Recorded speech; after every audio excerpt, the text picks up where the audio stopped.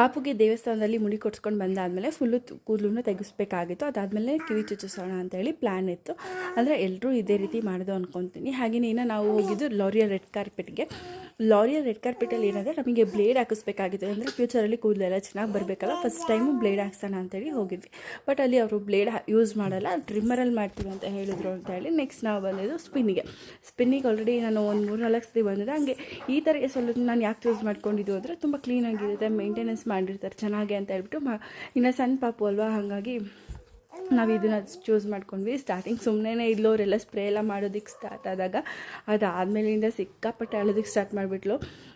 ಅವರಿಗೆ ಪಾಪ ಪೇಷನ್ಸಿಂದ ನಿಧಾನಕ್ಕೆ ಮಾಡ್ತಿದ್ರು. ಯಾಕಂದರೆ ಸಣ್ಣ ಮಕ್ಕಳದ್ದು ಸ್ಕಿನ್ನು ಸ್ವಲ್ಪ ಸೆನ್ಸಿಟಿವ್ ಇರೋದ್ರಿಂದ ಅವರು ಪಾಪ ತುಂಬಾ ಪೇಷನ್ಸ್ ಇದೆಲ್ಲ ಮಾಡ್ತಾಯಿದ್ರು.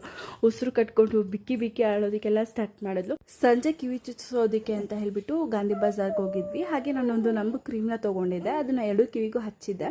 ಆದರೆ ಜ್ಯುವೆಲ್ರಿ ಶಾಪ್ ಅವ್ರು ಏನು ಮಾಡಿದ್ರು ಅಂದರೆ ಅದು 10 ನಿಮಿಷ ಬಿಡಬೇಕು ಅಂತೇಳಿ ಹೇಳಿದರು ಮುಂದೆ ಮೆಡಿಕಲ್ ಶಾಪಲ್ಲಿ. ಆದರೆ ಇವ್ರು ಅದನ್ನು 10 ನಿಮಿಷ ಆಗಲಿ 1 ನಿಮಿಷನೂ ಬಿಡಲಿಲ್ಲ, ಹಾಗೆ ಚುಚ್ಚಿಸೋದಕ್ಕೆ ಸ್ಟಾರ್ಟ್ ಮಾಡಿಬಿಟ್ರು. ಅವಳು ಸಿಕ್ಕಾಪಟ್ಟ ಅಲ್ಲೂ ಕೂಡ ಹತ್ಬಿಟ್ಲು. ಅದರಲ್ಲಿ ಹೇಗೋ ಸ್ವಲ್ಪ ಸಮಾಧಾನ ಆದ್ಲು.